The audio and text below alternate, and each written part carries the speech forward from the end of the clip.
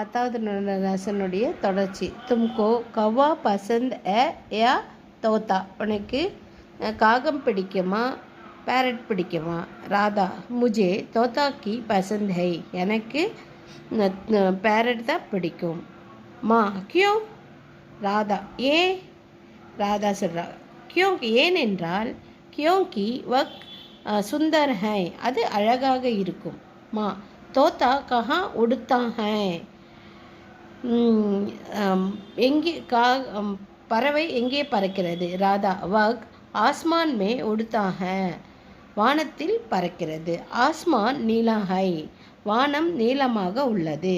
மா தேக்கோ உதர் பானி மே கியோ ஹை அங்கே பாரு தண்ணியில் என்ன இருக்கு? ராதா பானி மே பகுலா ஹை வக் சஃபேத் ஹை தண்ணியில்